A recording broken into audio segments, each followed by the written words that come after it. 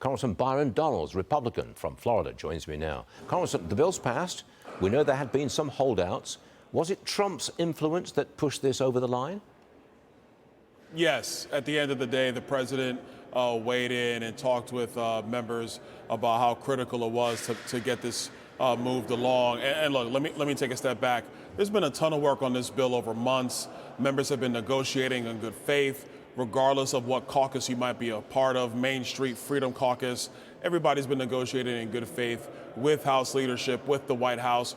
Total team effort here. The president is the one that pushes over the line at the end of the day. And now we see what the Senate's going to do with it. But I will tell you, President Trump's agenda is going to be passed out of Congress. It's going to get to his desk, and we're going to make America great again. Is there a plan to primary your two colleagues who did not vote for the bill? They voted no, two of them.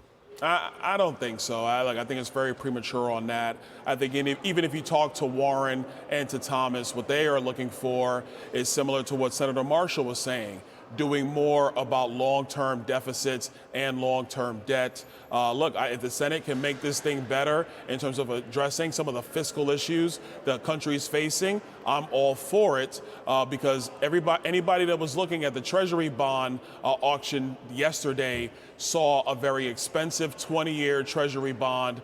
We can't keep that going. The only way to address that is to fix the long-term fiscal trajectory of the United States. I'm going to change the subject, Congressman. I want you to listen to what Axios reporter Alex Thompson had to say about the inner circle controlling Biden at the end of his term. Watch this. The people that were in charge were Mike Donilon, Steve Ricchetti, Bruce Reed, Anthony Bernal, the First Lady's chief of staff, the First Lady, and Annie Tomasini. Those were the people that saw him the most and that had the most control over what he was doing and his day-to-day. Well, clearly, Congressman, he is naming names. And we have the Washington Post columnist, Sally Quinn, accusing former First Lady of elder abuse. What do you say to that, Congressman? Elder abuse. It is elder abuse. It is. There's no doubt about that. And all of these officials that were in the Biden White House, as far as I'm concerned, they need to come in front of the Oversight Committee because questions need to be answered. Last thing I will say on this is, depending on when the president truly was not in control of his mental faculties, a lot of the stuff that he did as president, in my view, should be invalidated. And the reason why is because you can't use an autopen to run the country. It has to be from the mental capabilities and the physical capabilities of the person elected to be commander-in-chief. And so if Joe Biden could not execute the duties of his office, then why are we living under a lot of the decisions that was made by the Biden White House? So there's a lot of investigations that need to occur on this matter. This is a major scandal, in my view, the biggest one in presidential history. We can now put Watergate to bed because the autopen is now in front of us. Congressman, I want to get your comment on the Israeli diplomats who were shot and killed in D.C. last night. But first, watch this. Congresswoman Ilhan Omar refused to even address the shootings. Watch, please.